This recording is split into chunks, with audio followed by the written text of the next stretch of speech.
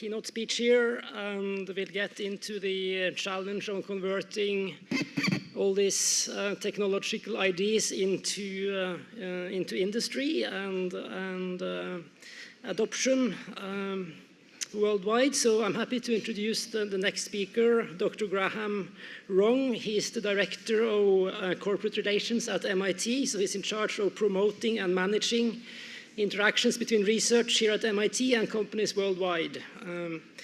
And before coming to MIT, Dr. Rong had extensive experience in corporate development and product innovation in industry, and he still serves on the board of multiple corporations. He has degrees from China and Canada, including a PhD in numerical computing. And I should add that he has an MBA from the Sloan School here at MIT. So he will talk to us about the MIT Innovation and Entrepreneurship Ecosystem and how industry and universities collaborate.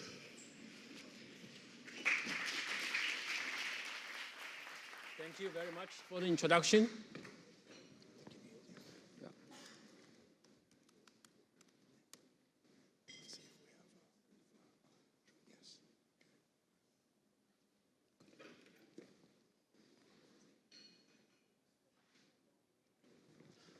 Thank you again for the introduction, and hi everyone.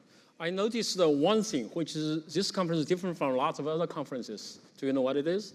First of all, it's energy conference. Second, it does add lots of energy to everyone. So it's pretty late, but I notice everyone is still very energetic. I definitely want to go to more energy conferences. And also, I want to just deliver a belated message. Welcome to MIT. It's a place where tomorrow is invented today. So I'm going to start with brief introduction, a general introduction of MIT, and I will also give a introduction as several in the audience asked, is that the MIT Innovation and Entrepreneurship Ecosystem, and then how MIT works with industry. I assume a number of you are very interested. So this is MIT, and you see the dome, very famous dome in MIT, and it's very nearby the Kendall Square, where really I would say it's probably one of the most innovation-intensive square in the world. And it's next to the Charles River. It's not like this, even 30 years ago. You will notice I do have a picture of in the 80s, what it looks like. But within the 30 or 40 years, it's changed so much.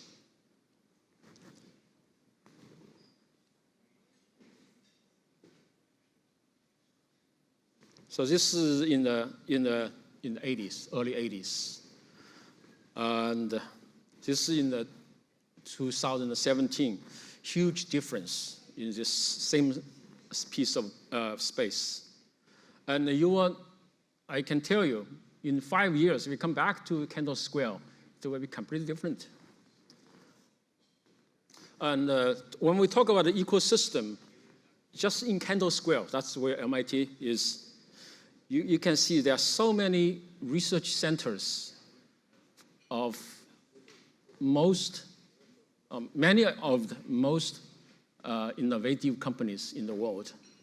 I assume most of you know the name. I listed here. There are more.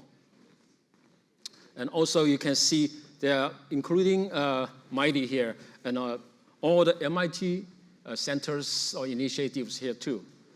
That one is where my office is. It's next to the Longfellow Bridge. And this slide shows Massachusetts. I wonder how many people are from Massachusetts here in the audience. I saw a few of you. Assume, okay, good. How many people from distance, from another country? Okay, good. It's really a very broad representations from all over the world. And I'm not going to say too much about Massachusetts because I assume some of you know this. Just you can notice Massachusetts is ranked as the most innovative state in the United States because you are sitting in a place that is where tomorrow is invented today. So that's making Massachusetts very different from other states. And next, I'm going to talk more about MIT. MIT has been ranked the #1, especially in science and technology, for the last several years. And also, our engineering majors, like different disciplines in engineering, many of them is always on the top rank. We also have other schools in MIT, besides engineering, science and engineering. We have architecture and urban planning, also always the #1. And we also have, of course, we also have, in fact, the School of, Sloan School of Management is always the top 5. So that's, as I mentioned, this is like the powerhouse for research. And also, in MIT, the discovery is focused more on the practical impact and also commercial value. That's probably different from a lot of other universities. We still do lots of pure academic research, but at the same time, we focus more on the practical impact and also commercial value. That's, I will tell you more how this happened. And because actually, as I noticed, multidisciplinary research is one of them. Multidisciplinary research is one of them. And also, as you can see, we have ecosystem. I'll introduce more. Another one I want to also tell you is, first of all, I'm going to say a number of initiatives in MIT. The first one is the energy initiative that Bob has made a wonderful presentation. He's the director of the center of the initiative. We also have a number of other ones. Next one is digital world or digital learning. Have you heard about the MIT Elite X? MIT X. That's actually an online learning platform. And also, together with it, there's another one called edX. That's actually MIT and Harvard started that together. Now hundreds of universities contributing their courses on that. And I noticed that we have millions, tons, millions of registrants to the program. And digital, in fact, is now has become a wave across all sectors in the world. If you don't catch up, you will be behind. Another one is global environment sustainability. We have also an initiative called Environmental Solution Initiative. That's they focus a lot of issues, questions, global issues related to energy, related to environment. We also have digital health. As you know today, when you talk about healthcare, it's really not just the traditional healthcare. It's healthcare, traditional healthcare plus IT. It's really digital, more and more digital. We have a very extensive research on campus on that topic. Another one, innovation initiative. So MIT is good in innovation and then entrepreneurship. Then what our current president has launched this initiative, basically to do a systematic research on the ecosystem. Then we can really help other places, other universities, or regions, or even countries to really reinforce and speed up the innovation and entrepreneurship. We also have a relatively new one called Quest for Intelligence. As you know, AI becomes so important. But in reality, in AI research, from overall science perspective, it's still very early because it can only mimic really infant. You don't really have lots of, all the AI applications don't really have like an adult brain, even just teenager brain. So that's how MIT actually have two groups of researchers. One is from brain and cognitive science, another one is from computer science. Combine them together, of course, joined by the faculty and the students from across campus. We are doing this. We call it Quest for Intelligence. I can imagine in the very near future, you will see lots of breakthroughs. Also, another one is called MIT.Nano. It's really nano research. We just opened up a new building called .Nano. It's a nano research building. It's probably one of the best nano research facilities across all universities in the world. Have you got a chance to see that building? Maybe if you will be here longer, you definitely should go to take a quick look. The most recent one is called Schwarzman College of Computing. As you know, we talk about AI and computing. It's getting so popular. I know in energy research, you use lots of modeling. That's really modeling and computing. Actually, my research, PhD research, postdoc research is in computing. And this is a new, we call it a college. Why we call it a college? It's going to connect all the schools, 5 schools. And it will change, I will say it will be a very different landscape. And one of the goals this college is going to achieve is to have our students in the next, when they graduate, our students, well, each of our students will be very bilingual. Its first language is their own discipline. The master their own discipline, whether it's mathematics, it's physics, or it's history. The second language is AI and computer science. So they will be AI and computer science enabled when they graduate. Yes, but there are some video. Because of time, I'm going to escape the video. And then I'm going to talk about more on I'm going to give you some statistics and introduce more about the ecosystem. So as you can see, MIT filed lots of patents, and we also received lots of granted lots of patents too.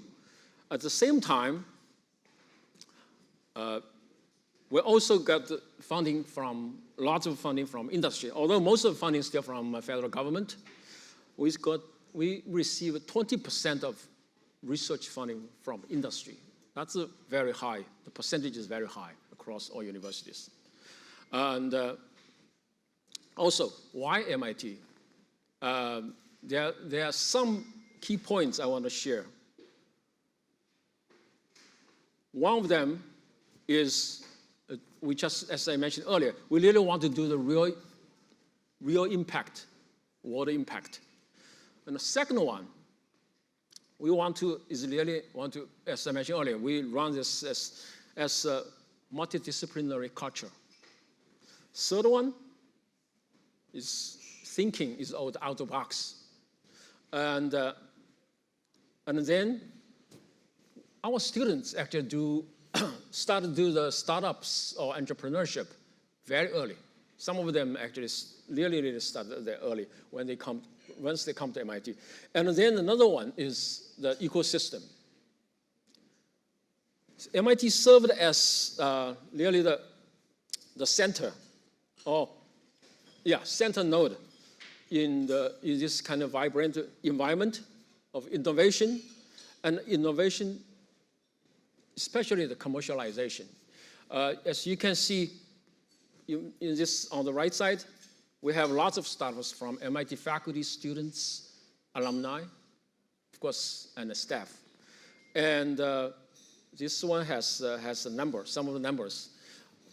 Based on the research, the MIT startup, the GDP created from MIT startups every year can be equivalent to, or even more than lots of countries.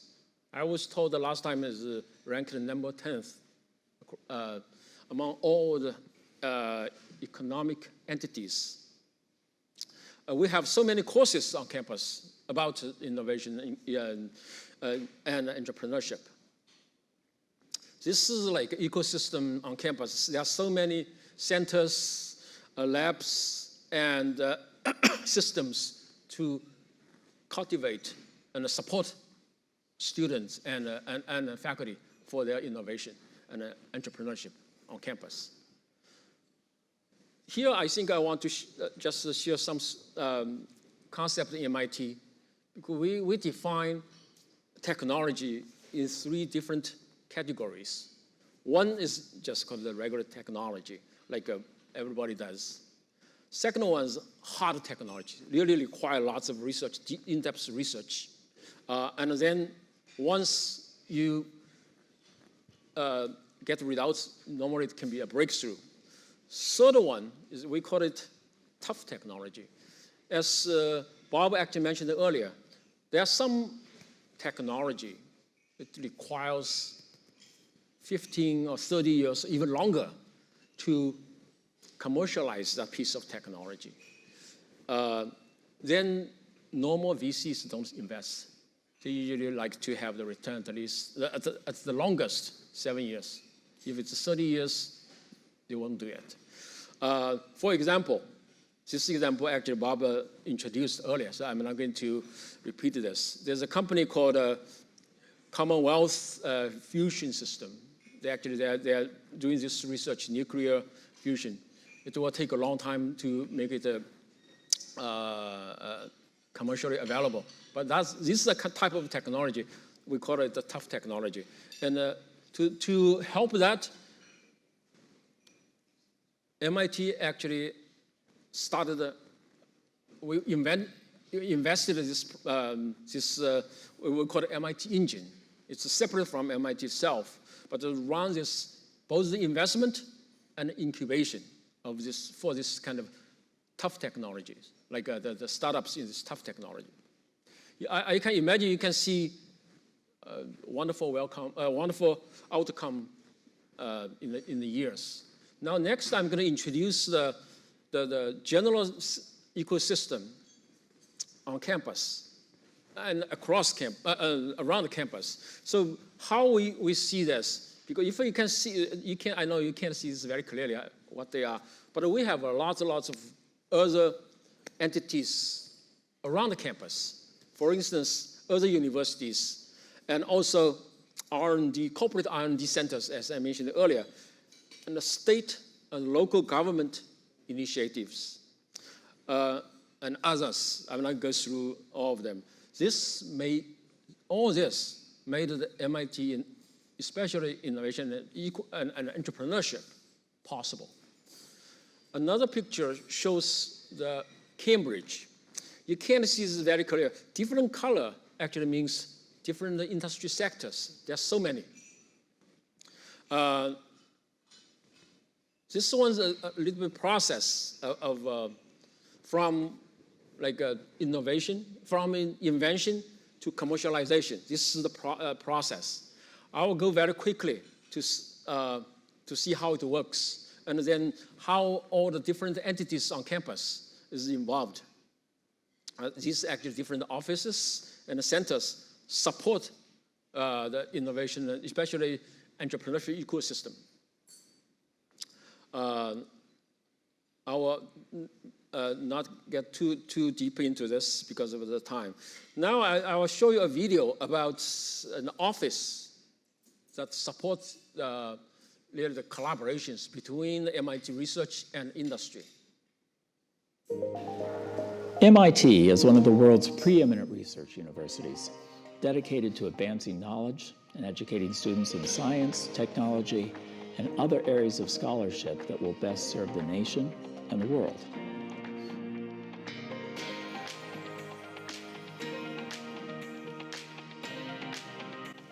Since its inception, MIT has flooded the world with a cascade of discovery and invention.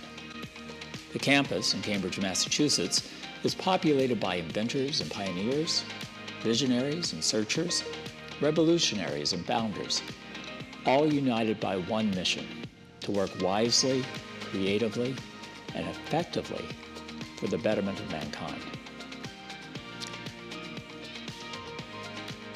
MIT's Industrial Liaison program is industry's most comprehensive portal to MIT, and today it assists over 240 global companies to harness MIT resources to address current challenges and to anticipate future needs. ILP's popular conference series shines a spotlight on MIT faculty and researchers and keeps company executives in touch with research developments and issues affecting their industries. Discussion and dialogue are elemental to collaboration at MIT. Arranging face-to-face meetings and helping ILP members to develop strong personal relationships with leading MIT faculty are of tremendous value. Members are exposed to the latest scientific advances and technical trends, while faculty and researchers are eager to hear industry perspectives and real-world experiences that help guide and shape innovative research outcomes. Startups are an increasingly important part of MIT's innovation ecosystem, and they provide highly effective vehicles for testing the commercial viability of new technologies. MIT Startup Exchange connects ILP members to MIT-connected startups. MIT Startup Exchange hosts numerous networking events at MIT and in locations around the world, giving startup founders the opportunity to meet and engage with technology and innovation executives from Fortune 500 companies. MIT welcomes all industry partners who seek pragmatic solutions and who share and celebrate the entrepreneurial spirit that brings new ideas to life.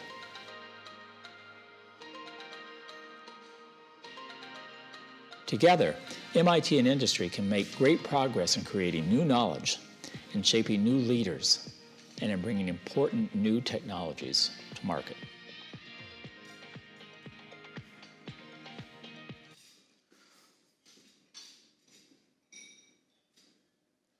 So I will just, because of the time, it's late, I will just go to,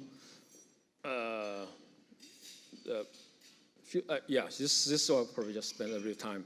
So that you can see the trend, the trending technologies at MIT. And you can see all this. Actually, they are not just necessarily being in high tech or this. The technologies in research are being applied to many industry sectors. I think I'm going to, this is the last slides. You can also just to show you the ecosystem in this area. You can see all these names you're probably familiar with, the company names, and then there are lots more. Okay, I think I'm going to finish the talk today a little bit earlier than because of the time. I really wish you will enjoy the rest of the conference here and also your time in MIT. Thank you very much.